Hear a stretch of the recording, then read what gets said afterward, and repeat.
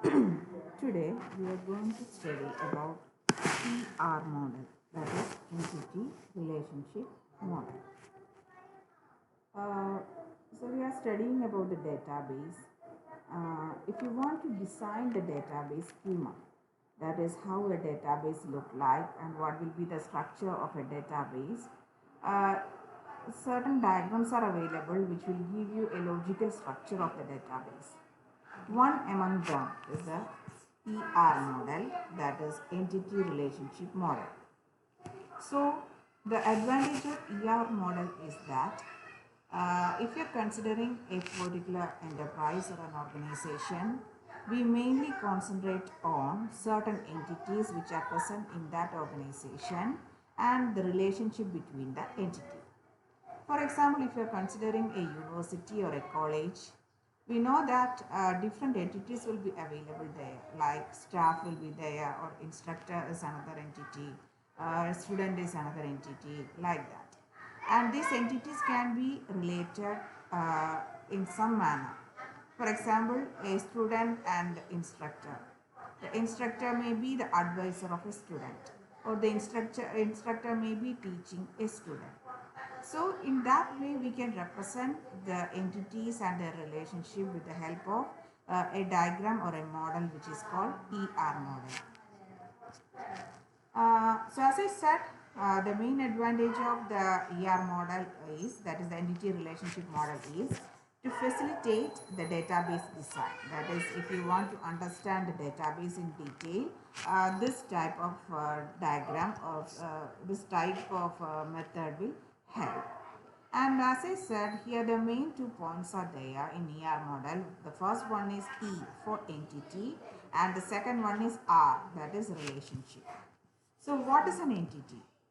You may have studied the concept of an entity. That is, an entity is an object or a thing in an enterprise.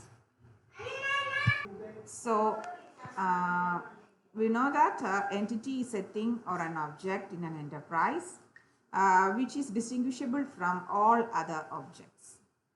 So as I said, whenever we are taking the college as an enterprise, student is one entity because each student is distinguishable from others. Staff is another entity, that is, as each staff is distinguishable. So that is the meaning of an entity. So entity is a thing or an object in an enterprise which are distinguishable from other objects. And another point is that whenever we are considering an entity, each entity will have certain properties which are called the attributes. That is, if you are taking student as an entity, each student will have a name, an ID, then an address, phone number, a course, like that. So they are called the attributes of an entity. So the second point is about the relationship. So whenever we are taking two or more entities of a particular enterprise, they may be related in some manner, like a student and a staff, or a student and an instructor. So what is the relationship between them? One possible relationship is teachers. That is, a staff may be or instructor may be teaching a student. So that is called the relationship. So mainly here an ER, in the case of an ER model, ER model normally that is it represents. So the main points are, whenever we are considering ER model, mainly it is concentrating on entities and the relationship that exists among the entities. So in order to represent them, one method is, as I said, entity relationship diagram. So this is a diagrammatic representation which will specify the possible entities and the relationship among the entities in an enterprise.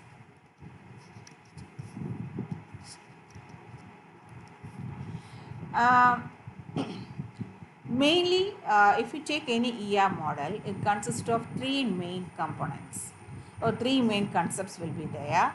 The first one is called entity set, second is called a relationship set, and third one is called the attributes. So if you take any ER diagrams, these 3 points will be there: entity set, relationship set, and attributes.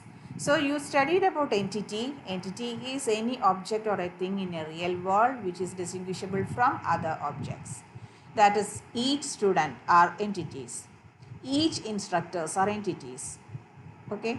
Then the connection or relationship between a student, if you are taking a student of college and an instructor.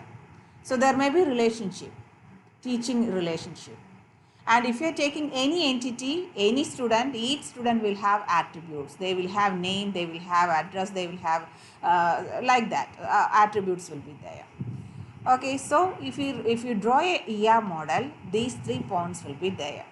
The next thing is what is an entity set and what is a relationship set. So we studied about the concept entity and relationship. Entity set means if you are taking the entities of a same type. For example, if you are taking all the students of a college, they will have similar type of properties because all of them will have an admission number, all of them will have a name, all of them will have an address. So that properties are common to that type of entity. So they are called the entity set. So here we can see the concept of or the definition of an entity set. Entity set is a set of entities of same type that share same properties. So if you are taking instructor as an example, there will be a lot of instructors in a college. Each instructor will have same type of properties like instructor ID, instructor name, department name, salary, like that. So we are grouping them, that is the entities that have similar type of attributes are grouping together to a set which is called the entity set. So I think it is clear now the meaning of an entity, the meaning of an entity set. Entity is an object that is distinguishable from other object. For example, if you are considering a bank, account number is an entity. So don't think that always an entity is a live thing. That is a like a person or an instructor.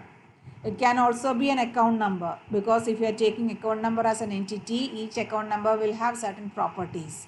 That is, account number will have a owner will be there, an amount, balance amount will be there. So that is the meaning of an entity. And the next thing we considered is the entity set. And we gave certain examples for entity set. That is, we are grouping the entities of similar type that share the common attributes together into an entity set. For example, instructor. Each instructor will have ID, name, street, city, salary, etc. If you are taking course will have a course ID, course title, and credits will be there. So these are some examples of entity set.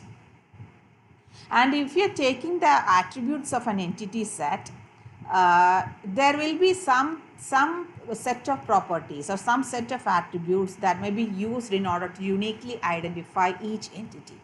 For example, if you are considering student as an entity set, there will be lot of students in our class or lot of students in a college. And if you want, each student can be uniquely identified with the help of an account, with the help of an admission number or a register number. So that is a property. Actually, each student will have an admission number, name, and address. So if we are taking admission number, which is an attribute which can uniquely identify each and every student of a college or a school, then we can call that particular attribute as a primary key. So it is also possible in an ER diagram in order to identify the primary key or to represent a primary key separately. So this is an example figure. So here you can see that here two tables are shown. This is first table. This is a table, or this is information related to the table instructor. So here we are only taking two attributes. The instructor table has two attributes. The first column will give you the ID of instructor. The second column will give you the name of the instructor. So here you can see that this is the ID of Krik, this one is the ID of Cats, this one is the ID of Srinivasan, like that. And if you are considering another entity set, that is called student, each of them are entities. A student will have two. Here we took two attributes for a student. The first one is the student ID, the second one is the student name. Here the entities are Tanaka with the student ID this one. 1, 2, 3, 4, 5 is the student ID of Shankar, like that. So the entire thing is called an entity set and each one of them are called the entities. Okay, so this is the meaning of entity set and entity. So the next thing we are going to discuss is about the relationship. So what is a relationship? So we said that if you are taking different entities, they may be related in some manner. There must be some association between different entities. That is called the relationship. For example, I am taking one entity from student entity set, which is called Peltier, and one entity from instructor entity set, that is called Einstein. So this one is a student, this one is an instructor. So we can, if he is the advisor of this student, we can make the relationship between these two entities. So remember that here the first entity is a student, the second entity is an instructor. If there exists a relationship between these two persons, where one is the advisor of other, we can connect them using a relationship that is called the advisor. So here the advisor is called a relationship and these two are called entities. This one is a student entity, this one is an instructor entity. So that is the meaning of relationship. The next comes the relationship set. We know that there may be a relationship of same type. Okay, that is called the relationship set. So here I will show you what is the meaning of relationship set. So this is the same example as we took. This is one entity set which is called instructor. This is another entity set that is called student. So always remember that entity set is the set of entities which have the same properties. Here if you are taking each row, each row will have same type of properties. The first one is the instructor ID, the next one is the name of the instructor. So we are calling it as an instructor set. And this is a student set, student entity set. Here each row represents each student. Each student will have a student ID and student name. Now we are going to represent the meaning of each line. So what is the meaning of each line?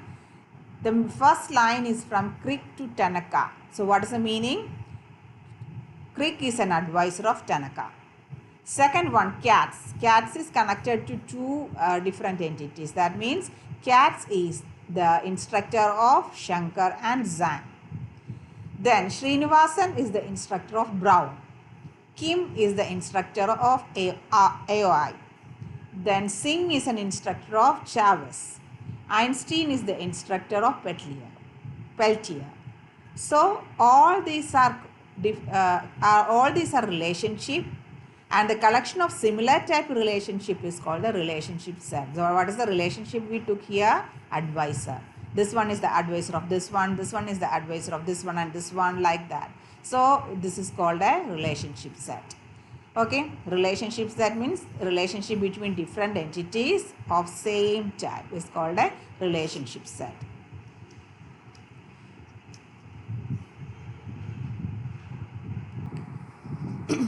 The next point we are going to describe is about descriptive attribute. We said that what is the meaning of an attribute, and where we studied the attribute in the case of an entity. That means if you are taking any entity, each entity will have certain properties, that is called the attributes.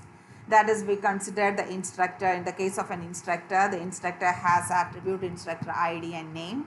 When we consider the student also will have attributes student ID and name. And whenever we are discussing about a relationship will also have some attributes. So that is called the descriptive attributes. That is, for example, here we took an example of instructor entity set and student entity set, and the relationship between the instructor entity set and student entity set is called advisor. So we can make an attribute for the relationship called advisor, that is the date from which the particular instructor is the advisor of that student. Okay. For example, here we took that there is an association between Crick and Tanaka, that is Crick is the advisor of Tanaka. And here we can specify date from which Crick has become the instructor of Tanaka. So in the same manner as we said, Katz is the instructor of two students. And the first date indicates that the Katz is started his work as an advisor of Shankar from this date onwards, and Katz is advisor of Zhang from this date onwards. So here the relationship is specified with the help of an attribute, which is, here we took the attribute as the date, that is the date from which a particular instructor started his work as an advisor of a particular student. So we can represent this one as a descriptive attribute. Okay. So that is an attribute which is related to some relationship. If we have a relationship between different entities, and if that relationship has certain attributes, we can specify the attribute by using the name as descriptive attribute. That is, that attribute describe about the details about the relation. The next thing is degree of relationship set. The degree of relationship set means there are different ways are there, different degrees of relationship is there. So we studied about the point entity, we studied about relationship, we studied about the entity set, relationship set, attributes, descriptive attributes, like that. First of all, we have to consider what is the meaning of a binary relationship. That is, suppose that there exists a relationship between exactly two entities. That is, for example, if you are taking college enterprise, as we said, instructor, student are two entity set, and we took the advisor, which is the relationship between those two entity set. Exactly two entities are present there, that is, one will be the student and one will be the instructor. So that type of relationship is called a binary relationship. The meaning of binary means the relationship between two entity set. And in most of the cases, whenever we are considering any database diagrams, and mostly the relationship will be binary relationship. But it is also possible to make a relationship between more than two entity set. Okay, so that is the meaning of binary. So degree of relationship set means how many entity sets are present in a relationship. That is called the degree of relationship. And one example is a binary relationship that involve exactly two entity sets. That means degree is 2, degree of 2.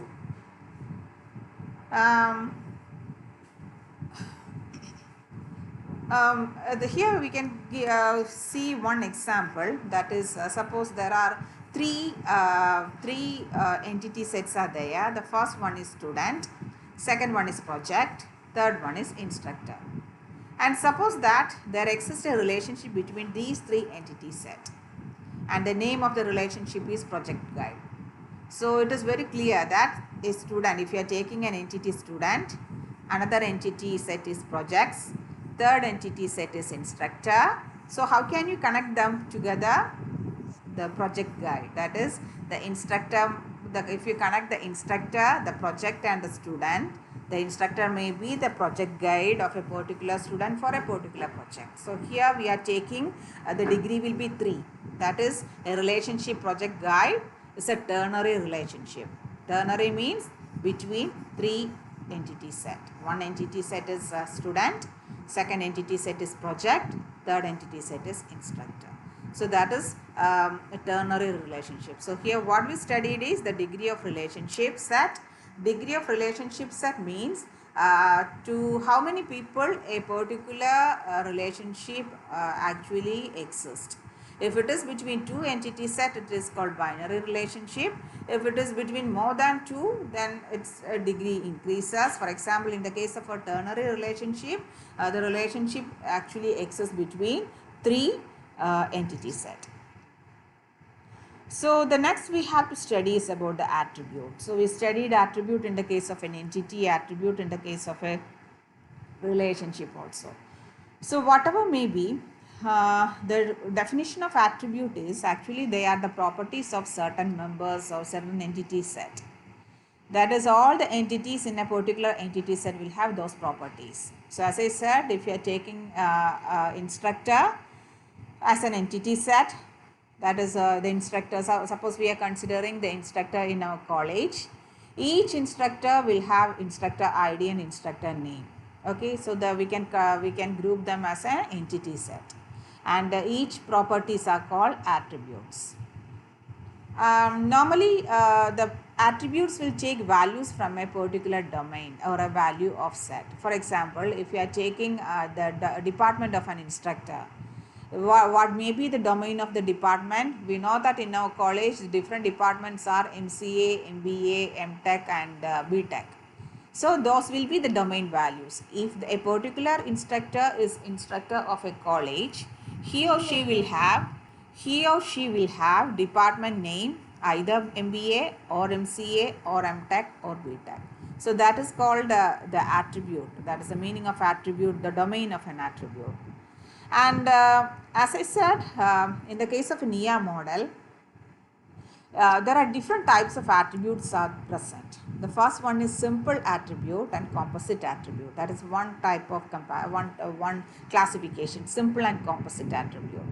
The second type is single valued and multi-valued attribute, and the third one is called derived attribute. So attribute actually give the property of a particular entity set or particular entity, and all the entities in a particular entity set will have the same set of properties.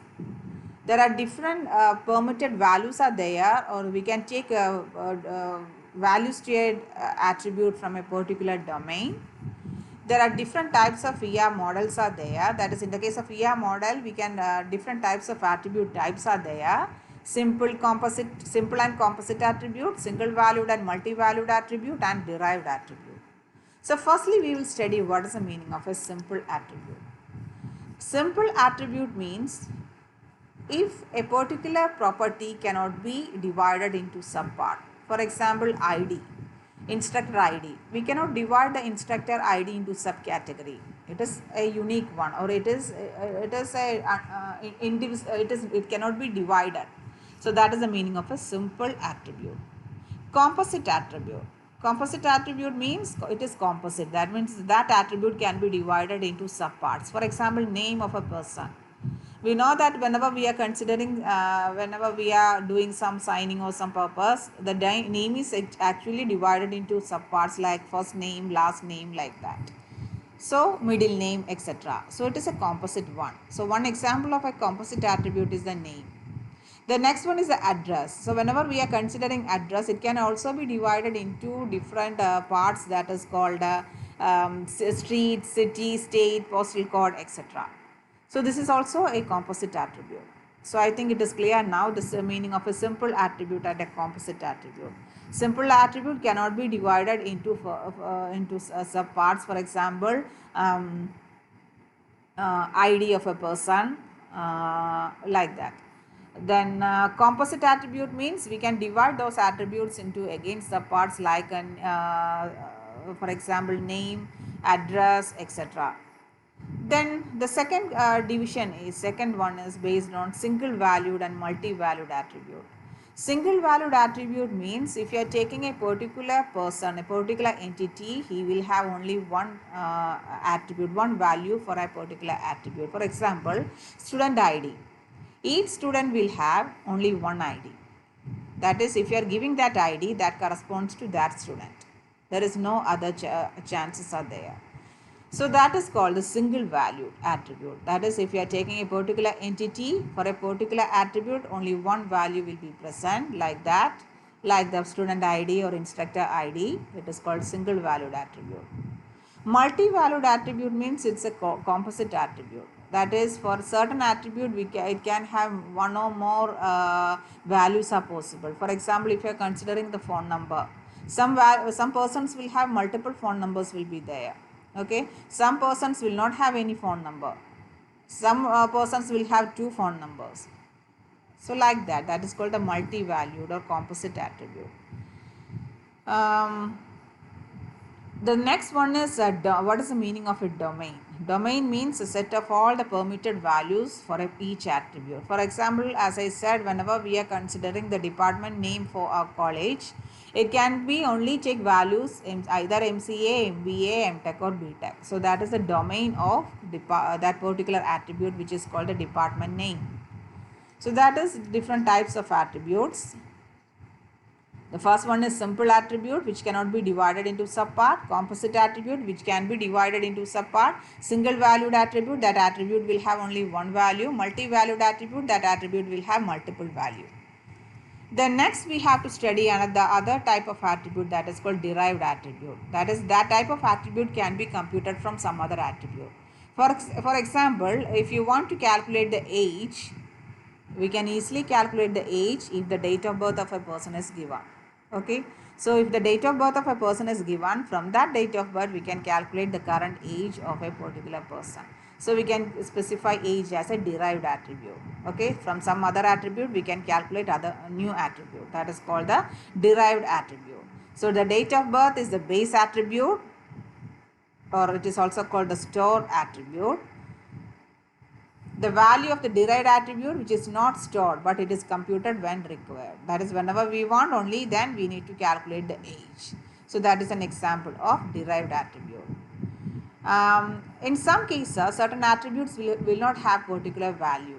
In that case, we can give null value to an attribute. That means that particular entity does not have a particular value for that attribute. For example, as I said, if you are considering certain student, if the student will have, some student may have phone number, some student may not have phone number. So if he does not have a phone number, that can be denoted by null. That means that person does not have any phone number. Okay, so null value is also permitted. Null value is also allowed if a particular entity does not have a particular attribute value. So these are the different types of attributes that we have to study: simple, composite, single valued, multi-valued, derived attribute. Derived attribute is computed from some other attribute. The attribute using which we will calculate the derived attribute is called base attribute or stored attribute. So actually this will be stored, but the derived attribute will be calculated whenever it is necessary.